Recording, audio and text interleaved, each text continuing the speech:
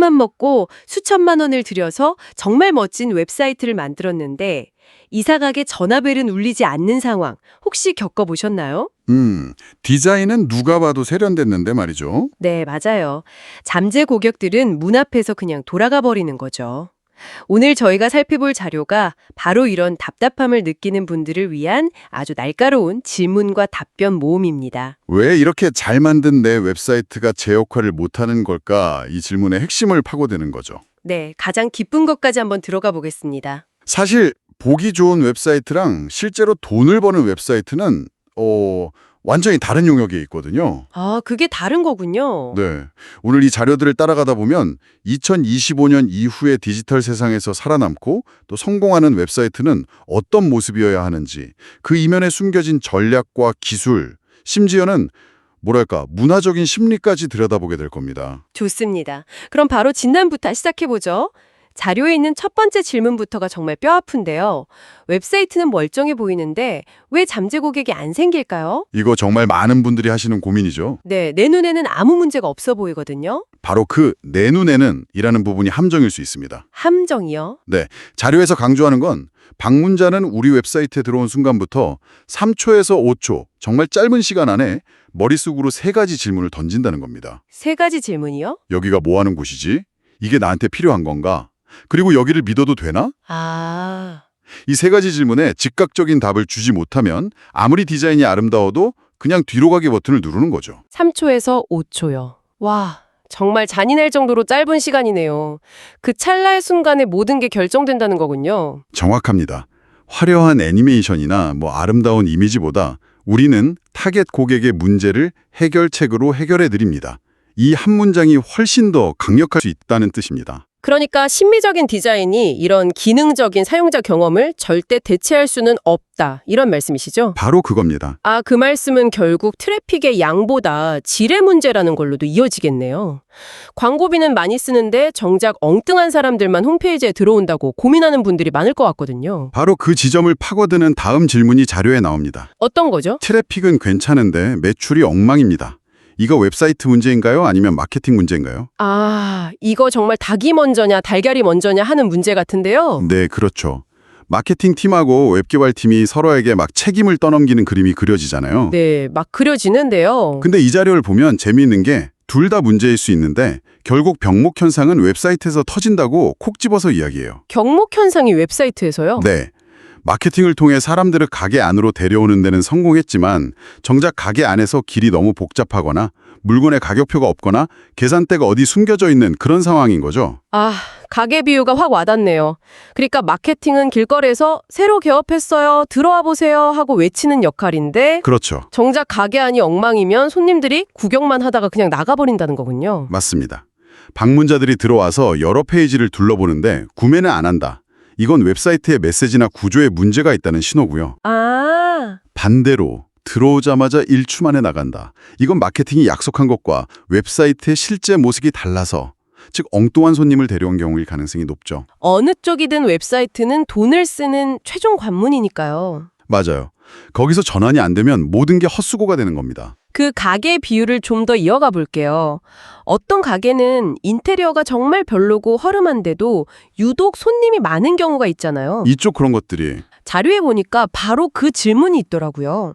제 경쟁사 웹사이트는 디자인이 솔직히 촌스러운데 왜 저보다 구글 순위가 높을까요?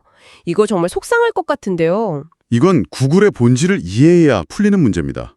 구글은 화려한 인테리어 디자이너가 아니거든요. 그럼 뭔가요? 세상의 모든 정보를 정리하는 아주 깐깐한 도서관 사서에 가깝습니다. 도서관 사서요. 네.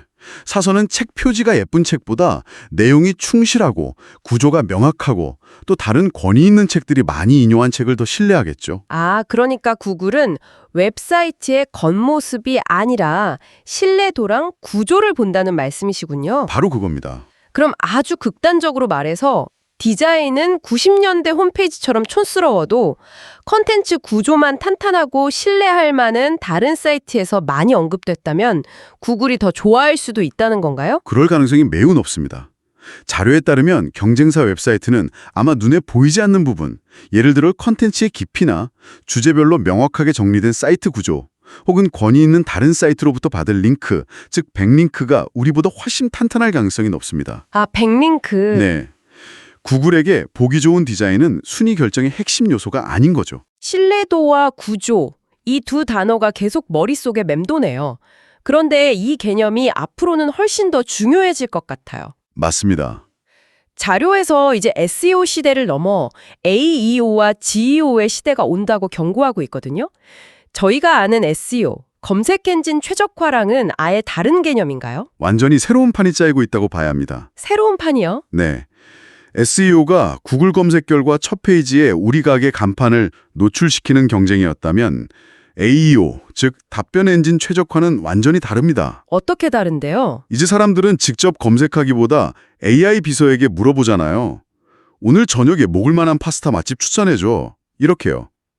AEO는 바로 그 AI가 당신의 컨텐츠를 인용해서 답변하게 만드는 기술입니다. 잠깐만요. 인용한다는 게 구체적으로 어떤 그림이죠?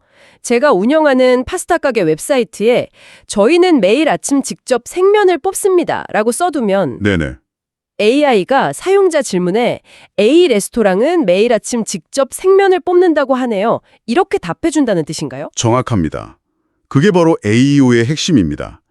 내 웹사이트의 정보가 AI의 답변 재료가 되는 거죠. 와, 그런데 여기서 한 단계 더 나아가는 게 바로 GEO입니다. 생성형 엔진 최적화죠. GEO는 또 뭔가요? 한 단계 더 나아간다니 더 복잡한 개념일 것 같은데요. GEO는 AI가 당신의 브랜드를 단순히 인용하는 걸 넘어서 아예 신뢰하고 추천하도록 만드는 겁니다. 신뢰하고 추천까지요.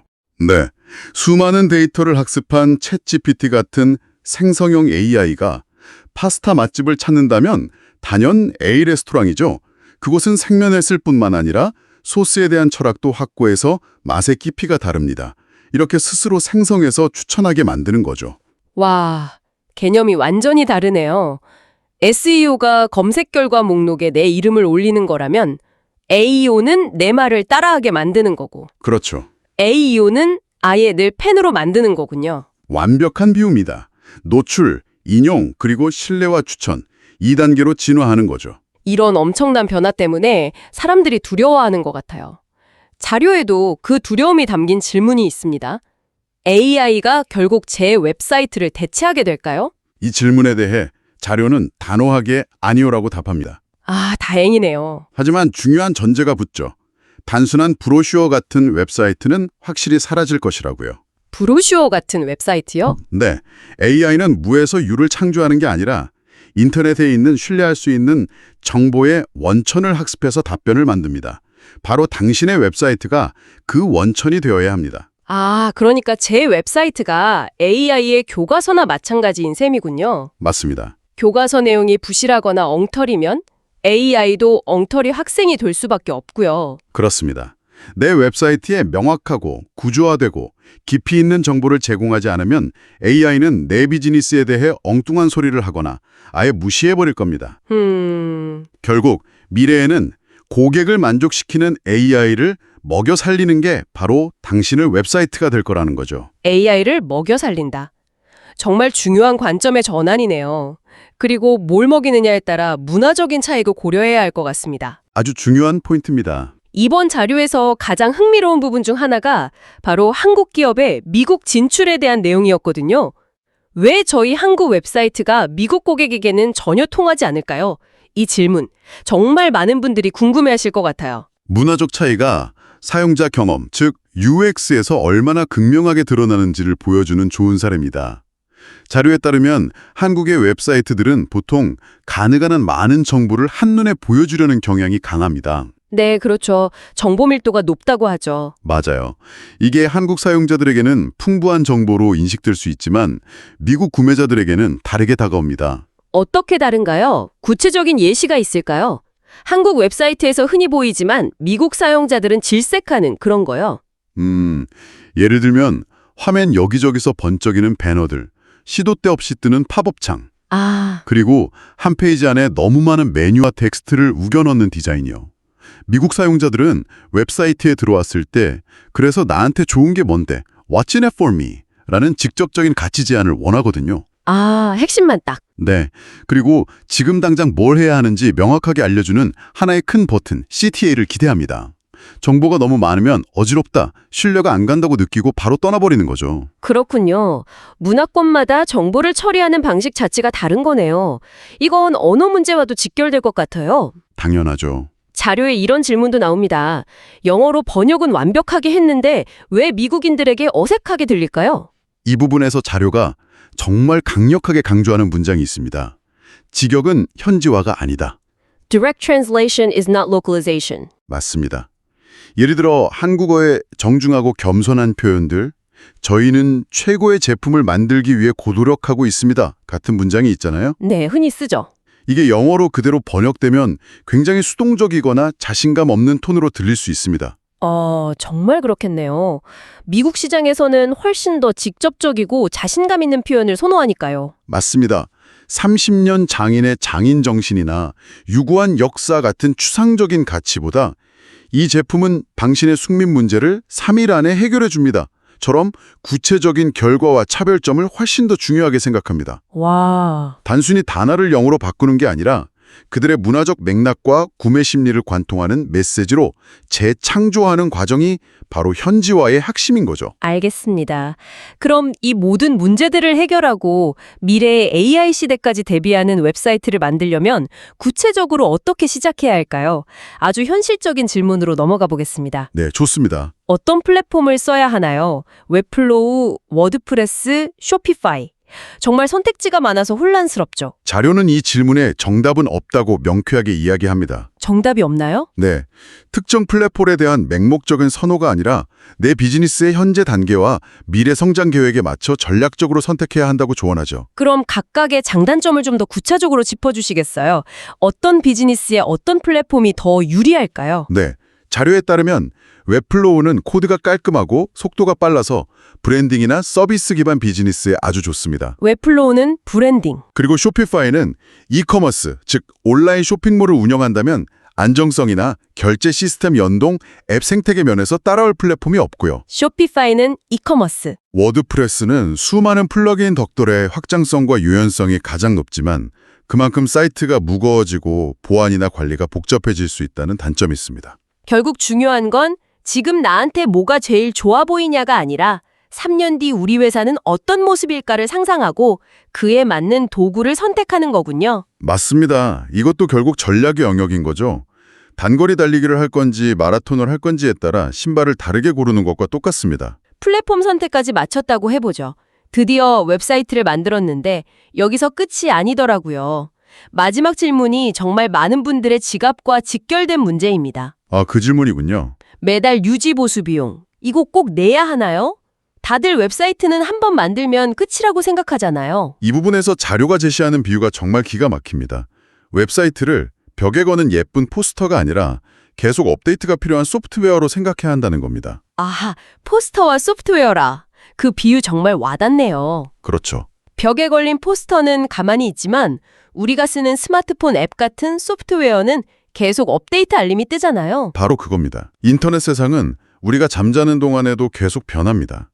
새로운 해킹 기술이 나오고 구글 크롬이나 사파리 같은 브라우저가 업데이트되고 새로운 아이폰이 출시되죠. 이런 외부 환경 변화 때문에 우리는 아무것도 안 하고 가만히 놔둔 웹사이트도 시간이 지나면 저절로 성능이 느려지고 보안에 구멍이 뚫리게 됩니다. 그럼 월간 유지 보수는 일종의 보험 같은 거네요. 혹시 모를 사고에 대비하는. 보험이면서 동시에 건강검진이라고 할 수 있습니다. 보험이면서 건강검진이요?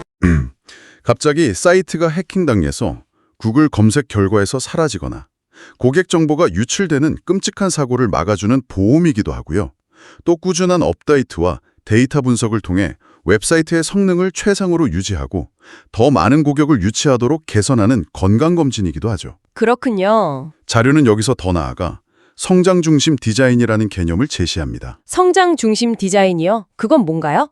3, 4년마다 큰 돈을 들여서 웹사이트를 완전히 새로 뜯어고치는 방식이 아니라 매달 데이터를 보면서 조금씩 꾸준히 개선해 나가는 방식입니다. 한 번에 크게 하는 게 아니라 조금씩 계속. 네, 웹사이트를 완성품이 아니라 비즈니스와 함께 계속 성장하는 살아있는 자산으로 보는 관점의 전환이죠.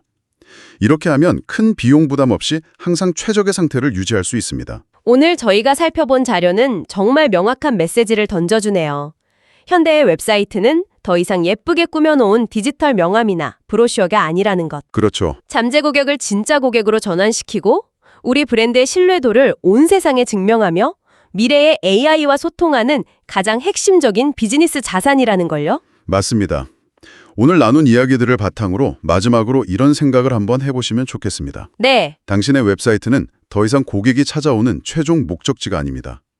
오히려 미래의 당신의 비즈니스를 혹은 당신의 경쟁사를 고객에게 추천할 AI를 훈련시키는 가장 중요한 데이터 공급원이자 교과서입니다. 아, 지금 당신의 웹사이트는 미래의 AI에게 올바른 것을 가르치고 있나요?